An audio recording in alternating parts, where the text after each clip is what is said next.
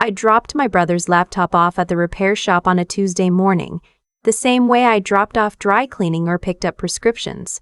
Routine, forgettable, nothing worth a second thought. The shop was a small place on Elm Street called Tech Fix, sandwiched between a nail salon and a mattress store.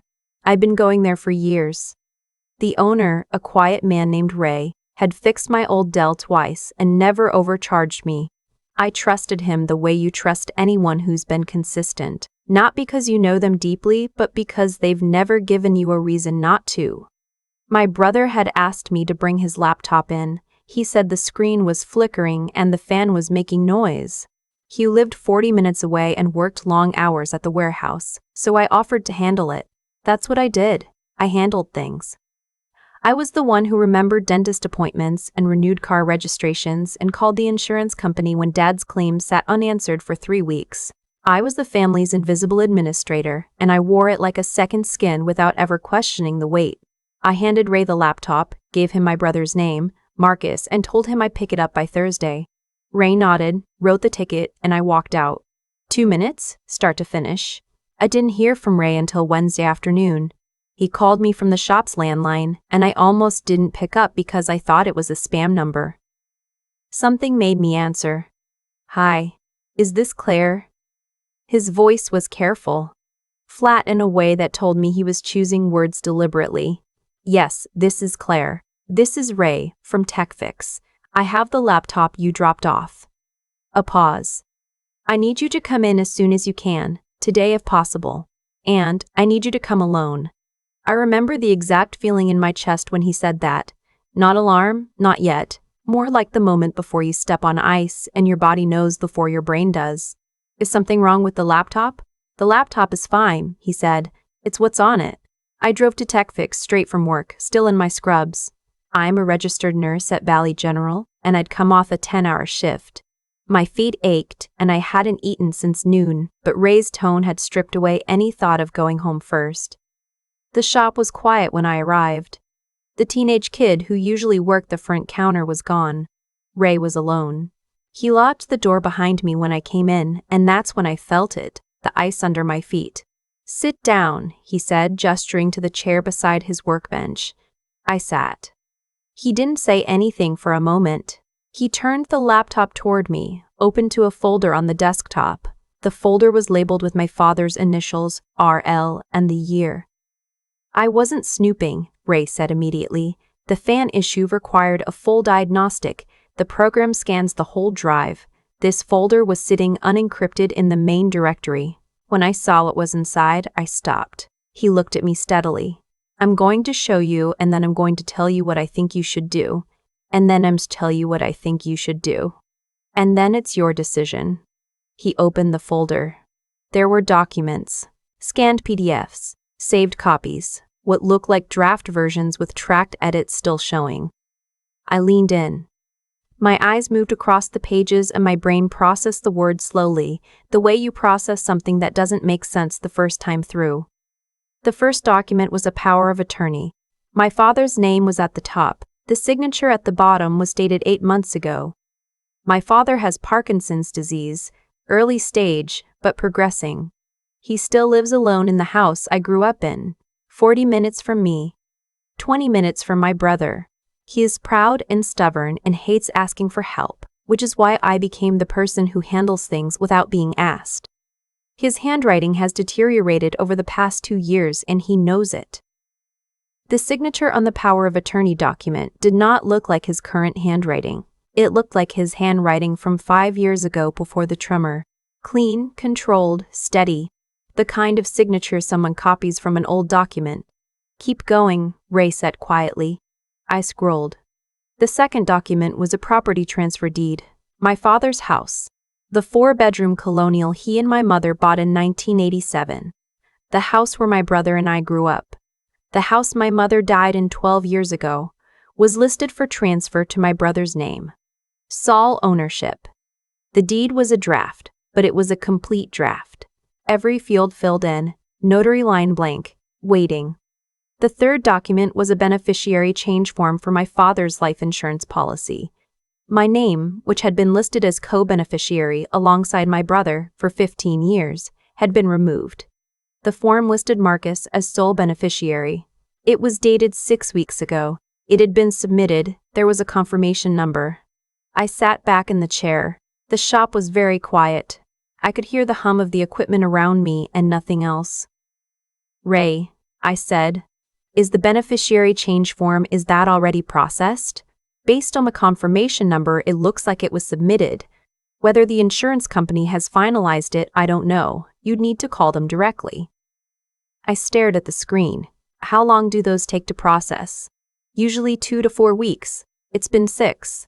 He said it gently. "Claire, your father, is he okay?" I thought about the last time I'd seen my father. 3 weeks ago, Sunday dinner. He'd seemed tired. More tired than usual. He'd mentioned his medication had been adjusted. My brother had been there, which was unusual. Marcus didn't make it to Sunday dinners often. He'd been attentive, helpful, refilling my father's water glass, asking about his doctor appointments. I had thought it was nice. I had thought my brother was finally stepping up. I pulled out my phone and called my father. It rang 4 times and went to voicemail. "Dad, it's Claire. Call me back as soon as you get this. It's important." I kept my voice level. "I love you." I hung up and looked at Ray. "There's one more thing," he said. He opened a separate folder. This one buried inside a subfolder labeled Archive. Inside was a single document, a notes file, time-stamped and informal. It wasn't typed for an audience. It was typed the way someone types when they think no one will ever see it. It was a timeline. My father's medication schedule. His doctor's appointment dates. A note about the progression of his Parkinson's, lifted, it looked like, from a medical website, with specific language about cognitive decline in later stages. And a line near the bottom that read, "At the rate things are moving, we have maybe 18 months before he can't contest anything." I read that line 3 times. Ray didn't say anything. He didn't have to. I drove to my father's house instead of going home. The whole way there, my hands were steady on the wheel, and my mind was very, very calm. The same calm I get in the emergency department when a situation is serious, and panic is a luxury no one can afford. I had learned how to put fear somewhere else temporarily. Later, I would take it back out. Right then, I needed to think. My father answered the door in his bathrobe. He looked fine. Tired, but fine. He seemed surprised to see me on a Wednesday evening. "Claire Bear," he said, which is what he has called me since I was 4 years old. I hugged him and held on a second longer than usual. We sat in the kitchen, and I made tea neither of us really wanted. I asked him about his week. I asked about his medication. I asked about his medication. I asked carefully, casually, whether he'd signed any documents recently. Whether anyone had brought him paperwork. He thought for a moment. Marcus brought some papers a couple months back. Said it was for tax purposes, something about updating beneficiaries and simplifying the estate process. He shrugged. He said you were too busy and he wanted to take some of the administrative load off you. He had everything prepared. Said the notary was coming to the house. Did you read everything before you signed?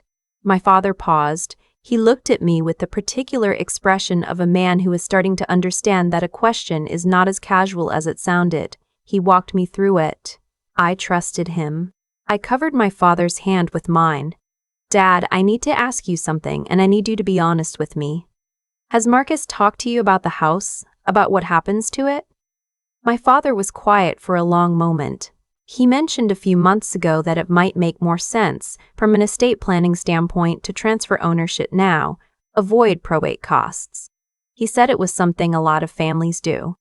He paused. He made it sound like something I should do for both of you. I nodded slowly. "Okay. I need you to trust me right now, the same way I've always handled things for this family. I'm going to take care of this, but I need you to not mention this conversation to Marcus." My father looked at me for a long moment. "What did you find, Claire?" I told him.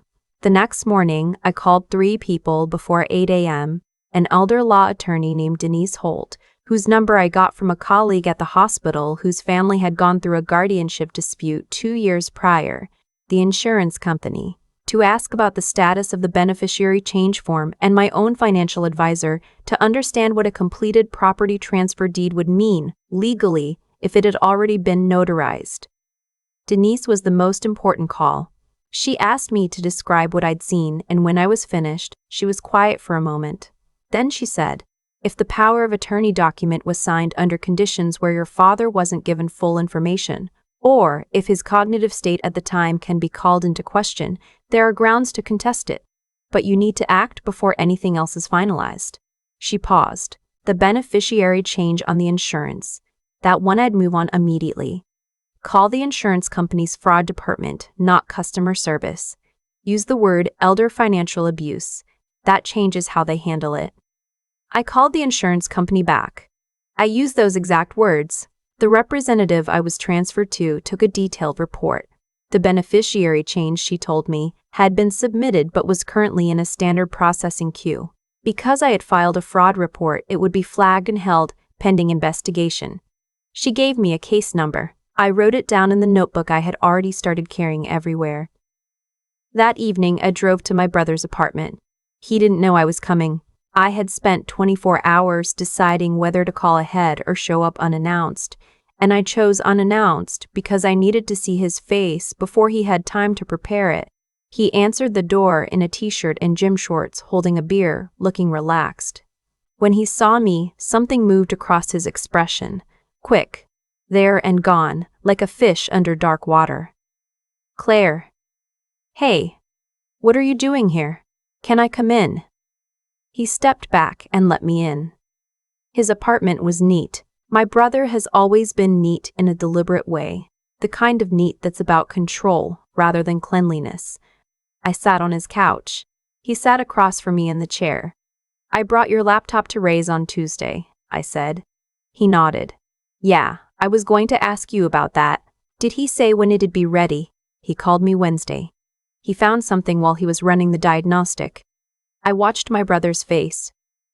"Found something." He said it the way you repeat something when you're buying time. "The folder labeled with Dad's initials," I said. "RL, current year. The power of attorney. The property deed. The beneficiary change form." I looked at him. The notes file with the timeline. Marcus was quiet. "The line about 18 months, I said. "Before he can't contest anything." The silence in his apartment was different from the silence in Ray's shop. In the shop, the silence had been stunned and new. This silence was old. It had been living here for a while. "It's not what you're making it sound like," Marcus said finally. "Then explain it to me." He looked at the floor. "Dad's disease is going to get worse. Someone needs to be positioned to manage things. You're always working. You said yourself you barely have time, so your solution was to forge his signature. I didn't forge. The signature on that power of attorney matches his handwriting from 5 years ago." I kept my voice level. "He has a tremor now, Marcus. He's had it for 2 years. That signature is not from 8 months ago." My brother said nothing. "Did someone help you with the documents?" I asked. "The language in them is very specific. That's not something you draft on your own." He picked at the label on his beer bottle. "I had some help." "Who?" He didn't answer. I leaned forward. "Marcus. Dad trusted you. I trusted you. I brought your laptop in because I was trying to help you, because that is what I do. I help this family. And the entire time, you were building a paper trail to take everything from him before he was gone." My voice stayed even. I had promised myself it would stay even. "I've already talked to an attorney. The insurance company has flagged the beneficiary form for fraud investigation. I have copies of every document on that laptop." His head came up. "You made copies?" "Of course I made copies." He stared at me. Something shifted in his expression. Not guilt, I noticed. Strategy. He was recalculating. "Claire, we're family. We can figure this out. We don't need lawyers. We needed to figure it out before you forged Dad's name on a power of attorney." I stood up. "I'm not doing this to hurt you," I said, and I meant it even though it sounded impossible in that moment. "I'm doing this because Dad is still alive. He still has rights. And as long as he does, no one gets to decide what happens to his house or his money or his life except him. I picked up my bag. Denise Holt's office will be in touch. I'd suggest you be cooperative. I drove home and I sat in my car in the parking lot of my apartment complex for a long time before going inside. The next 6 weeks were the most exhausting of my life, and I have worked back-to-back overnight shifts in a trauma unit, so I do not use that comparison lightly. Denise filed a petition to invalidate the power of attorney based on evidence of signature forgery and undue influence. The property deed, thankfully, had never been notarized. My brother had stalled on that step, possibly because he hadn't yet found someone willing to put their license on the line. The insurance company's fraud investigation led to the beneficiary change being reversed, pending the outcome of the legal proceedings. My father was required to undergo a cognitive assessment as part of the legal process. He sat in that office and answered questions about the date and the president and where he went to high school, and afterward he called me from the parking lot and said I passed. They said I'm fine. His voice was equal parts relieved and indignant. That was the most like himself he'd sounded in months. It came out, through the legal process, that my brother had gotten help from a woman he'd been seeing for about a year. Someone with a paralegal background who knew enough about estate documents to make them look legitimate without quite being legitimate. She had drafted the documents. He had presented them to my father. Together they had decided who would benefit and who would not. My name had been removed from the insurance policy, not because of any particular grievance, as far as I could tell. It was simply math, a larger share. The day of the mediation hearing, I sat across a table from my brother for the first time in 2 months. He looked smaller than I remembered. Or maybe I had just stopped filling in what wasn't there with what I wished were there.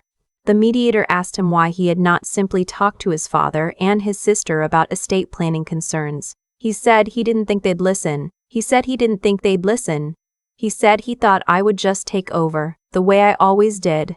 I wanted to ask him when taking over meant handling insurance renewals and doctor appointment reminders and prescription pickups. I wanted to ask him when being reliable became something to punish someone for. I didn't ask. It wasn't the time. My father transferred a formal healthcare proxy to me, legally executed, properly notarized, with a cognitive assessment on file, confirming his capacity at the time of signing. He also updated his will with Denise's guidance, with both my brother and me listed, and specific language added about conditions. He did not disinherit my brother. That was his choice, and I respected it because it was his choice to make. My brother was required to pay back the cost of the legal proceedings. He and the woman he'd been seeing separated sometime during the process. I don't know the details. I went back to TechFix a few weeks after the mediation concluded. Ray was behind the counter the way he always was. The teenage kid was back on the front register. I handed Ray a card. Inside was a handwritten note that said thank you and a gift card to the restaurant next door. He read it and nodded once. "How's your dad?" "Good," I said. "Better than before, actually. He started a Parkinson's support group at the community center. He goes every Thursday." Ray smiled. It was the first time I'd ever seen him smile. "That's good." "Yeah," I said. "It is." I walked out into the afternoon and got in my car and sat for a moment before starting the engine. The thing about handling things for other people is that you do it because you love them, and because you're good at it, and because someone has to. And for a long time, the love is enough to make the wait feel worth it. But there is a version of being capable and reliable that other people can mistake for something else, for control, for ambition, for getting in the way of what they want. I had spent my whole life making sure my family was okay. My brother had spent the last year deciding I was the obstacle. I started the car. I had Thursdays off. Maybe I'd stop by the community center. See what my father's new Thursday looked like. Show up somewhere, not because something needed handling, but just because I wanted to be there. That felt like a good place to start. I think about the Tuesday morning I dropped off that laptop, how ordinary it felt, how I was already mentally moving on to the next errand before I'd even left the parking lot. That's the thing about the moments that change everything. They don't announce themselves. They look exactly like the rest of your life until they don't. What happened to my family wasn't the result of a single bad decision. It was the result of a long chain of small choices, My brother's choices, yes, but also mine. I chose to be the one who handled things quietly. I chose to assume that because I trusted someone, they could be trusted. I confused reliability with safety, and for a while that confusion was expensive. There's a principle I've come to believe in deeply, not from anything I was taught but from living through this: what we do in the dark has weight. Every document my brother saved to that folder, every draft he edited at midnight, every calculation he made about timelines and cognitive decline, it all had weight. It accumulated. And the moment Ray opened that diagnostic program, the weight became visible. Actions don't disappear because no one has seen them yet. They wait. Claire didn't stop her brother's plan by being smarter than him in some dramatic way. She stopped it by being consistent. The same consistency she'd always had, the same instinct to pick up the phone, to ask the question, to show up at the door. The qualities that her brother had mistaken for a threat were exactly the qualities that protected their father. That's not coincidence. That's the direct result of who she had chosen to be over years, long before any of this started. Intelligence in the way I mean it isn't about having the right answer. It's about being willing to look at what's in front of you clearly, even when what's in front of you is someone you love doing something unforgivable. Claire didn't flinch from the documents. She didn't rationalize them or give them a softer name. She read them, understood them, and acted. That kind of clarity is hard. It costs something, but it's the only thing that actually works. And then there's the question of what you do with the result. My father did not disinherit my brother. That was his right, and I supported it, because the goal was never punishment. It was protection. There's a version of this story where justice means maximum damage to the person who caused harm. That's not the version I wanted to live in. The version I wanted was one where my father could go to his Thursday support group and call me Claire Bear and make his own decisions for as many years as he had left. That's what we were protecting. Not a house, not a policy number. Him. If there's anything I'd want someone to take from this, it's that being the person who handles things is not a weakness, no matter how it gets used against you. Showing up, paying attention, making the call. Those things matter. Sometimes they matter more than anyone knows until the moment they matter completely.